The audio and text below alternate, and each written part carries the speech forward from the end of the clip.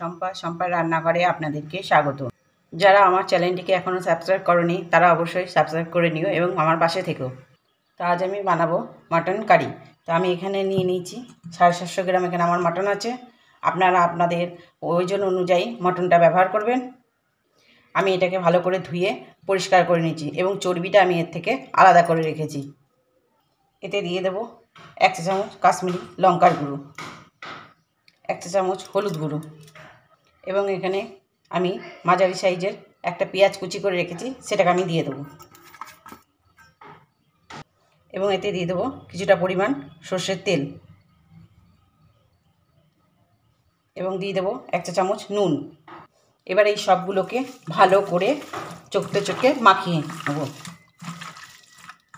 আপনারা তো খাসির মাংস অনেক রকম করে খেয়ে দেখেন, কিন্তু এইটি একবার বানিয়ে দেখবেন।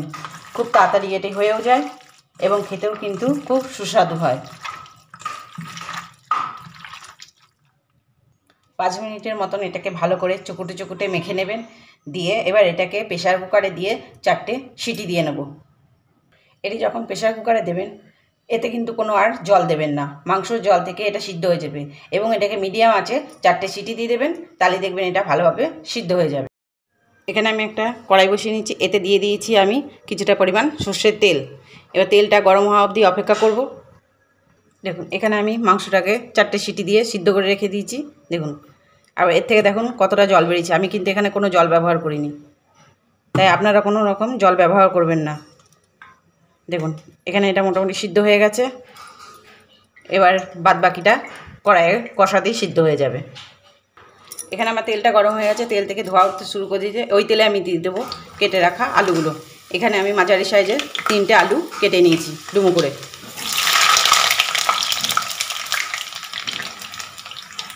এবার এতে দিয়ে দেবো 1 চা চামচ হলুদ গুঁড়ো দিয়ে এবার একটু নাড়িয়ে হলুদটাকে আলুর সাথে ভালো করে মিশিয়ে নেব। দিয়ে আলুটাকে লাল করে ভেজে নেব। আলুগুলো আমার লাল করে ভাজা হয়ে গেছে। এবার এগুলোকে আমি একটা পাত্রে তুলে এবং এই তেলে আমি গোটা গরম মশলা ফোড়ন দিয়ে দেবো, এলাচ, লবঙ্গ এবং দারচিনি এবং দিয়ে দেবো 2টো তেজপাতা।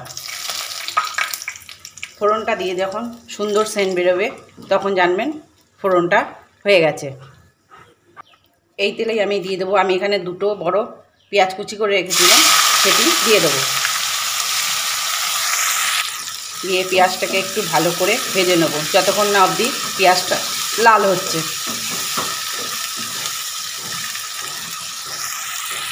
এখানে আমার পেঁয়াজটা ভাজা হয়ে গেছে। এতে আমি দিয়ে দিচ্ছি 4 চামচ আদা রসুন বাটা এবং বাটি ধোয়া জলটাও দিয়ে দিচ্ছি।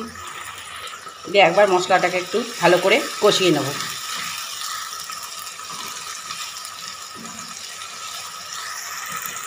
এবার এতে দিয়ে দেবো 1/2 চা চামচ হলুদ গুঁড়ো, 1 চা চামচ জিরে গুঁড়ো এবং 2 চা চামচ এবং দিয়ে দেবো 1 চা চামচ লাল লঙ্কার গুঁড়ো। এবার মশলাগুলোকে একবার ভালো করে কষিয়ে নেব যতক্ষণ না মশলা থেকে কাঁচা গন্ধটা চলে যাচ্ছে। এখানে আমি মশলাটা 5 মিনিটের মতন কষিয়ে নিয়েছি। এতে দিয়ে দেবো আমি 2টো কুচনো টমেটোটা দিয়ে মশলার সাথে ভালো করে কষিয়ে নেব। নুনটা দিয়ে ভালো করে একবার কষিয়ে নেব এবং এই কষানো মশলার ওপর দিয়ে দেবো আমি সেদ্ধ করা মাংসটা। মাংসের জলটা কিন্তু এখন দেবেন না।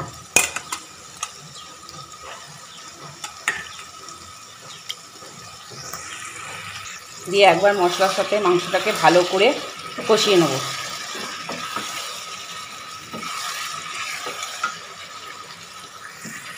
এবং একই সঙ্গে দিয়ে দেবো ভেজে রাখা আলুগুলো।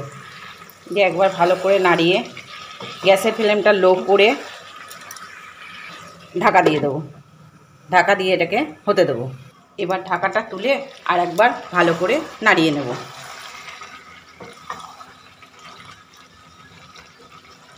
আমার মাংসটা কষানো হয়ে গেছে। দিয়ে আর একবার ঢাকা চাপা তেল ছেড়ে দিয়েছে। এবার এতে দিয়ে দেবো মাংস করার সময় যে জলটা বেরিয়েছিল সেই জলটা এবং এতে আরও একটু গরম জল দিয়ে দেবো এবং এতে আমি দিয়ে দেবো মাংস থেকে যে চর্বিটা বেরিয়েছিল সেই চর্বিটা।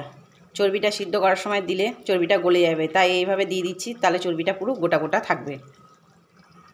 দিয়ে এবার একটা ঢাকা দিয়ে ঝোলটাকে ফুটতে দেবো।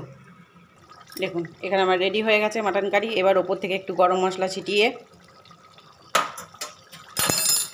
একটু হালকা নেড়ে নামিয়ে দিলেই রেডি মাটন কারি।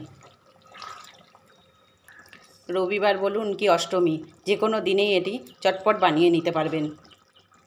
আমার এই রেসিপিটি যদি আপনাদের ভালো লেগে থাকে তবে লাইক, শেয়ার